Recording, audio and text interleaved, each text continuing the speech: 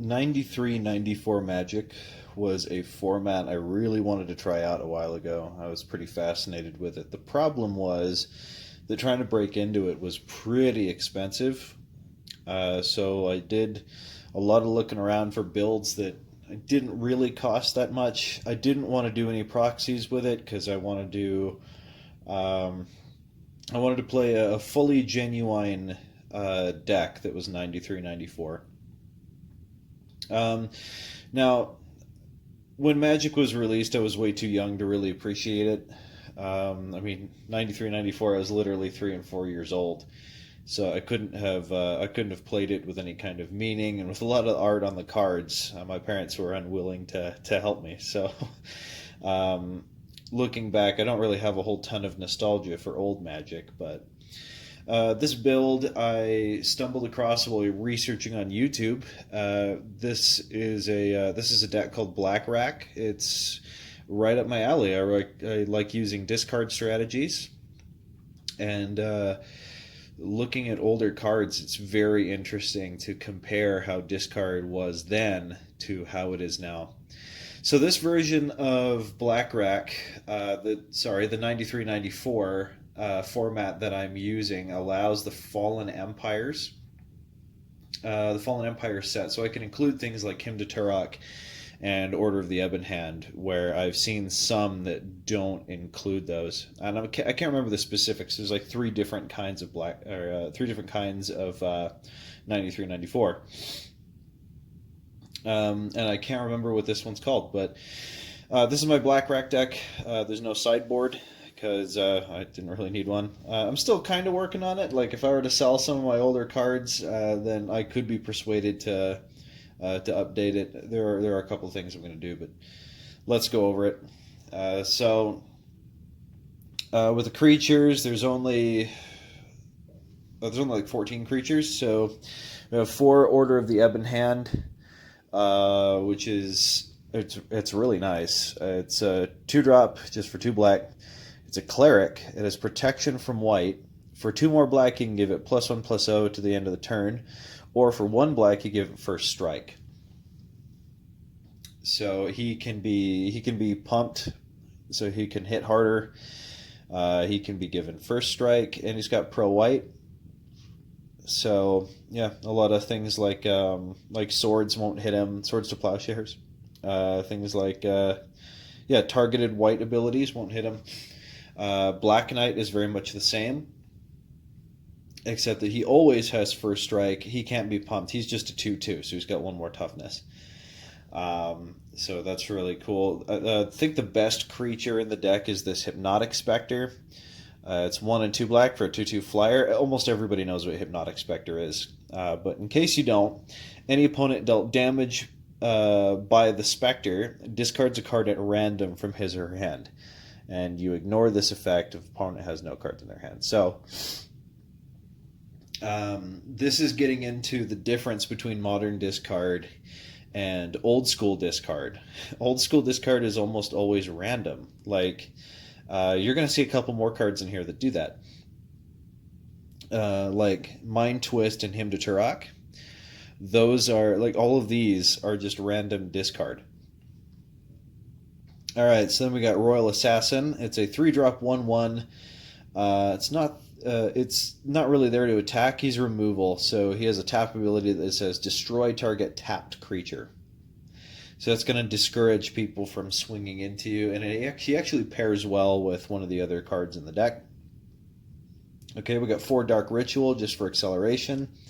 I think you'd be pretty hard pressed to find a black deck back in the day that did not run Dark Ritual, because it's very useful. Okay, we also have 4 The Rack, which is one of our win cons. Unlike a lot of new school discard decks, if you have a discard deck that's older, winning with the Rack is going to be one of the ways you win. Whereas, like, opposed to something like 8 Rack that I showed you last week, where the Rack and Shrieking Affliction was like the way to win, this is a way to win. Okay, next up, the card that pairs really well with Royal Assassin is we have Meek Stone. Meek Stone is really cool. This is kind of the reason I don't play. I can't remember what it's called. It's a vampire. It's a 5.44 vampire that flies. I can't remember what it's called. But that's the reason we don't run him. It says any creature with power greater than 2 may not be untapped as normal during the untap phase. And this is what makes Order of the Ebon Hand and our Mishra's Factories cool, because we can pump them. They'll be bigger, but those that increased power goes away at the end of the turn, and they can untap. Well, this one's not even a creature by the end of the turn, but I'll be able to untap my Order of the Ebon Hands. Whereas if anybody's running anything big, like it's like some big old green creatures, the Meek Stone is going to stop them from untapping. And if they're all tapped, Royal Assassin can just like down the board one turn, bing, bing, bing, and wipe them all out. Next we got a Mind Twist. These are restricted, so you can only have one. It's a black and X. It says opponent must discard X cards at random from their hand. So that's another random discard spell. Works super good with Dark Ritual. Then we've got 4 Sinkhole, destroy any one land. So we're doing some resource denial here. We got some discard, we have some land kill. And that's one of my favorite things to do, is actually just do resource denial. Then we got 4 Hymn to Turok, 2 black mana, target player discards 2 cards at random. So that's pretty cool. We have another restricted card. We have Demonic Tutor. So we can go into our deck and grab any card we need. It's useful, especially like I actually find myself tutoring for land a lot.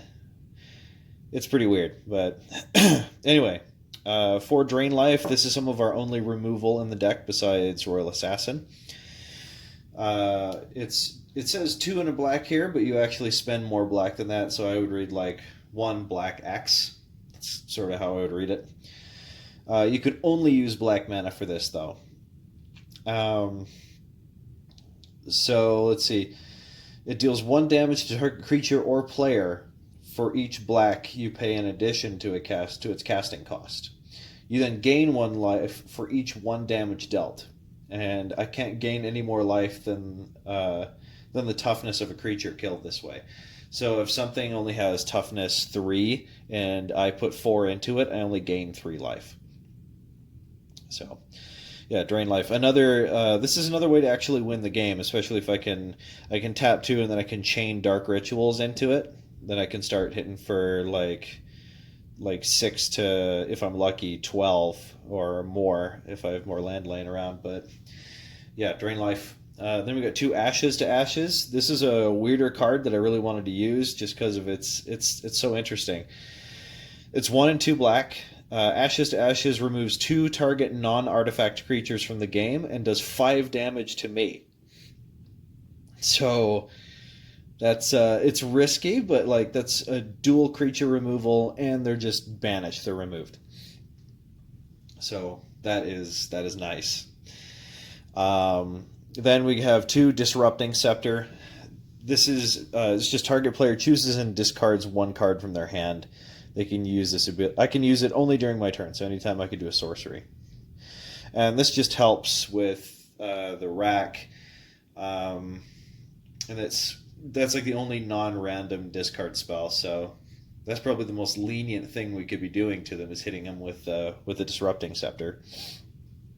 Okay, then for land we have 13 Swamps, 4 Mishra's Factories, and a Strip Mine, and then that's pretty much it. The Mishra's Factories can turn into 2/2 factory. What are they? Assembly workers, and then they can attack. They can pump each other. So if I turn 1 into a 2/2 and I tap 3 more, it'll be a 5/5. But so that's pretty nice. And then we have a Strip Mine.